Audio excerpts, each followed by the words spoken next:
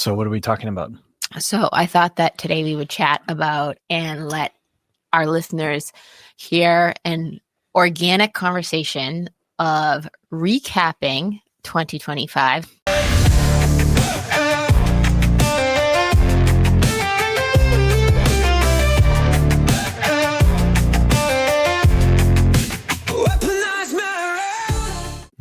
But we've tried some different things this year, like the evolution of that.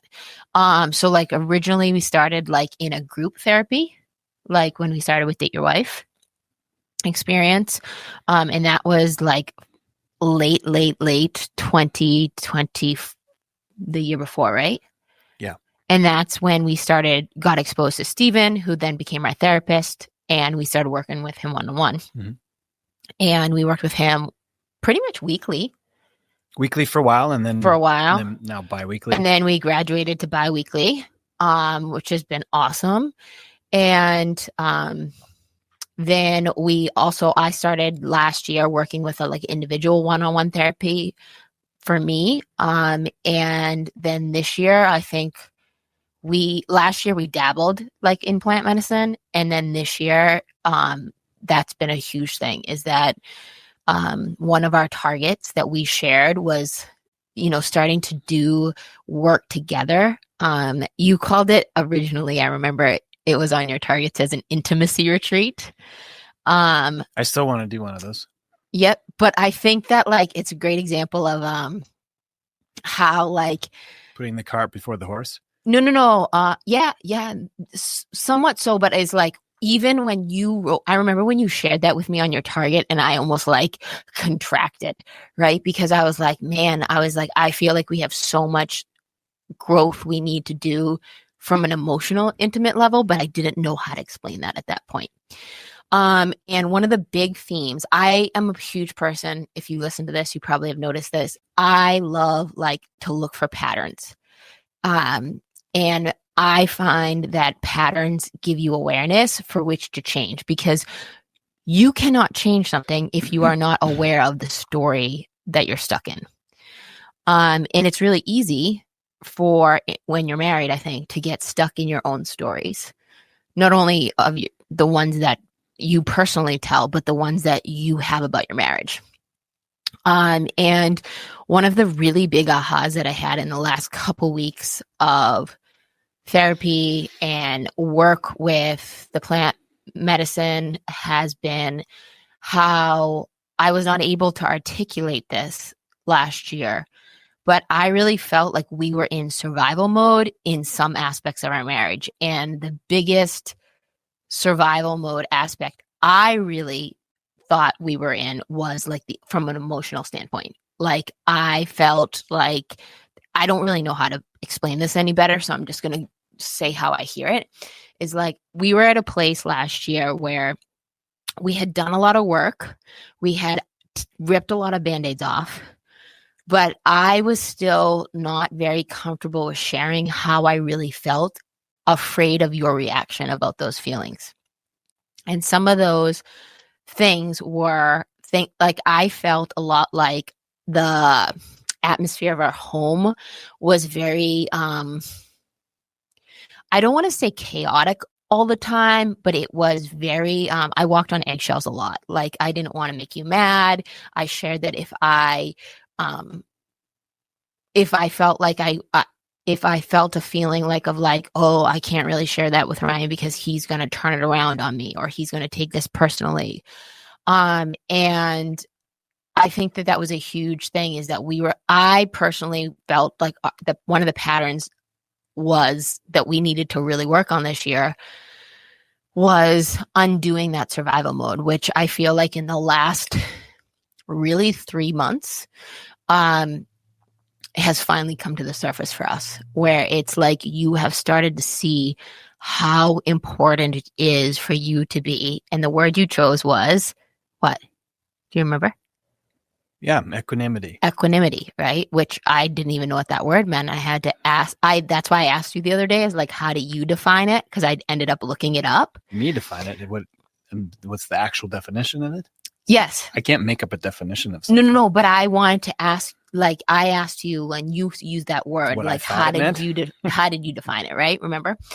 And one of the things that I think was huge in me asking you that was I started to realize is that like I for the first time the last couple of weeks I started to feel like a little bit of that shift, but it was really dark for a couple months for me personally, where I was like, man, how do I get out from under this, where I feel like you really started to grasp how important it was for you to be emotionally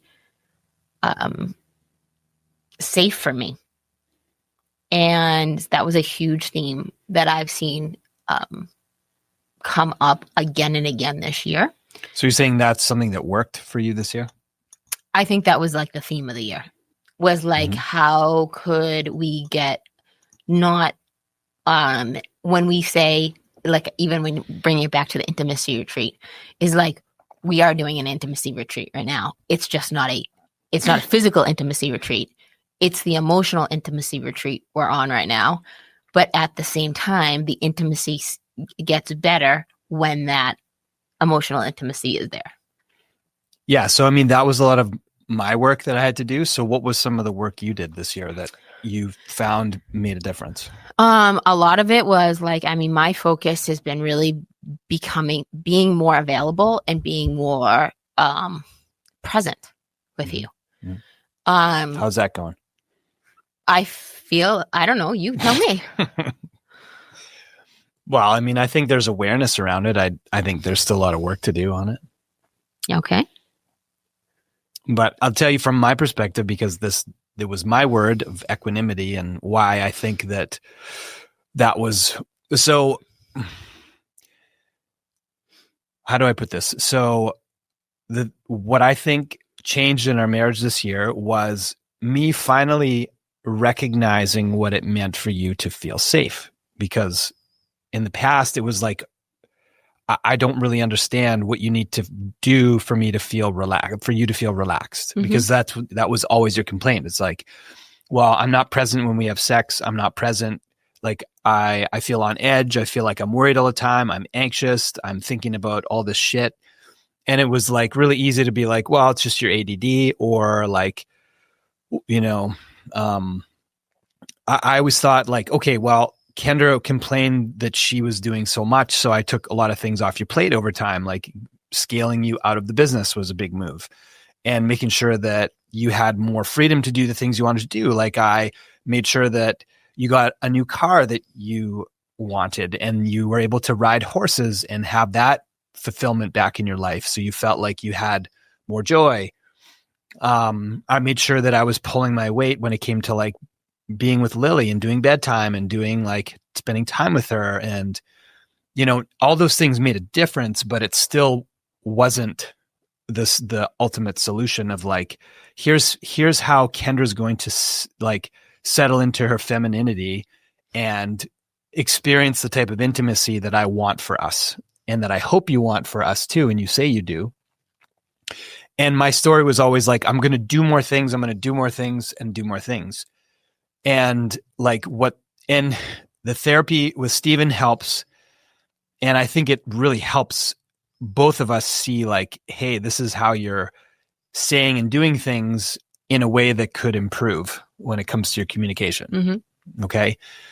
But what plant medicine showed me was like, oh yeah, like what I want, which is Kendra to be in her femininity, being more like, I'm just going to be straight up. Like when we talk about this whole concept of submission, right? It sounds horrible to like a 21st century like approach where it's like, oh, well, this is taking away women's power. It's taking away like women's like ability to rise and be like a producer and be a strong female.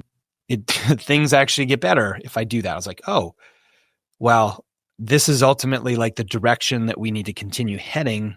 Even if we didn't change anything else, if it was just that like we had better communication and intimacy emotionally, like I'm going to get what I want, and ultimately you're going to get what you want. And I think a big, huge theme that I'm hearing, like you even resonate with, is that like we are on parallel paths.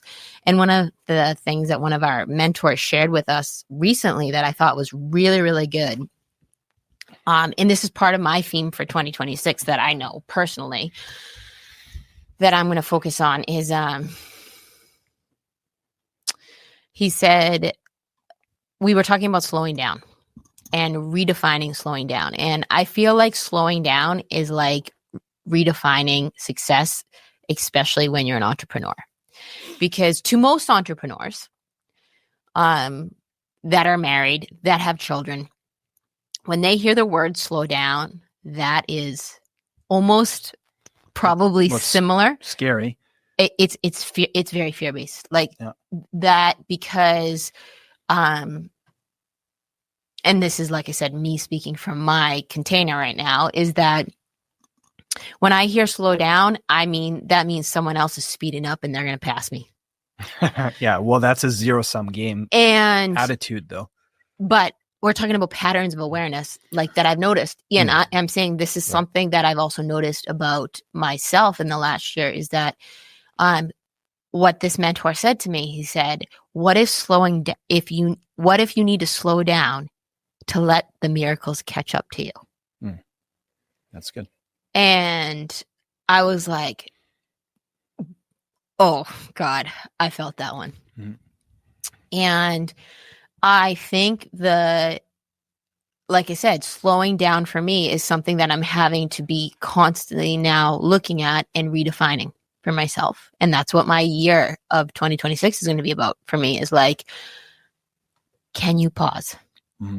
Can you slow down long enough to let not others catch up with you, but like, can you catch up with yourself and let the miracles catch up with you?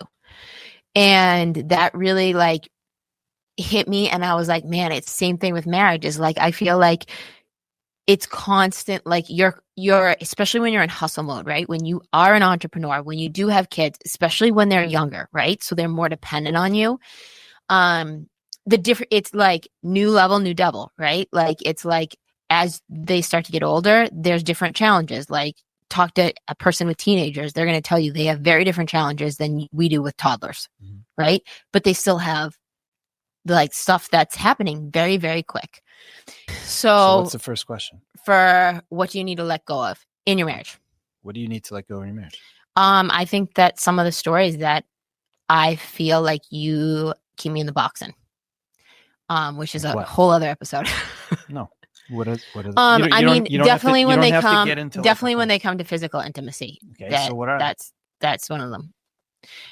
That's something I need to let go of. Like, I need to start to rework some of the stuff that has gone on that with our physical intimacy that like I need to have a new definition for. So that's I need to let go of some of the old stories I have about sex with you. Okay. Some of the things I need to rework. I need to rework some of our home environment to make it work for our life. Because our life is evolving, and we're still in the same space. And that is something I would like to change in 2026. But at this current point, I need to rework it. And we need to rework some of our schedule so that there is more margin. Okay. For our marriage. And then some of the things I need to invest in. I feel like this is a place where we have invested a lot in our marriage this last couple of years. And we need to continue to do so. And continue to invest around being around couples that not only we are inspired by, but that we also have stuff in common with. And spend more time with like-minded couples. And I don't really know what that looks like, but I just know that we need to invest some time there. And energy and possibly money. And possibly money. There's always that. Yeah. How about you? Okay. I'm like right in the corner of this desk. Let go. Okay, so what do I need to let go of? Yeah. Specifically speak to our marriage, not. And then what do you need to invest in? And it could be time and money, energy, or all three. Well, I feel like I've invested a lot of time and money into like with Steven, I've invested a lot of time and money into like our couples group that we're part of. I invest a lot of time and money on like trips and experiences. It doesn't have to be an exercise. Yes. I'm just throwing out stuff of like where you could have so very specifically, you pick. So like write down what's working. Yeah. And what you want to celebrate this year as a married couple. Yeah. And then write down some of the things that you've noticed that aren't going so well, right? And then write down some course corrections. Yeah. What are the things that you could do to possibly change it and have a conversation about it? Yes, perfect. So both of you talk, or you can do it in conversation, or I recommend both of you take some time and write it down. Yeah. So like even if it's an hour, just write down all the things that are going well in your marriage, and then write down all the things that aren't going well in your perspective with your marriage, and then write down some of the because you need solutions, right? So write down course corrections that you want to propose. Yeah. And then both of you come together and have a conversation about it. And be selective. Like I said, you might have to exercise some courage here and be like, hey, this is something that I'm not ready to share with my partner yet. Or this is something that like I know would change our marriage if I shared. So small at the beginning. Right? Even though it felt big at that time because it's new to you. Like this is a great place to have a beginner's mind of like, hey, can we start like having some fun with our marriage in like visualizing what that future could be like and work on it together? Can we co-create instead of coexist, which we've talked about before, which I think, again, to wrap this, is a huge theme that's coming up for us. So if you are a couple that wants to get past coexisting and you want to get into co-creating, these are the types of muscles you need to start building. That's a good place to wrap it up. Awesome. Okay, wrap it up. You wrap it up. All right. So next episode, we're going to be talking about vision casting for your marriage to wrap up our last podcast for the year. 2029. Wow. Yeah. I can't believe that's happening already. So, but yeah. So please share this, like it, rate, review, subscribe. Good job, Dave. We'll see you guys next time.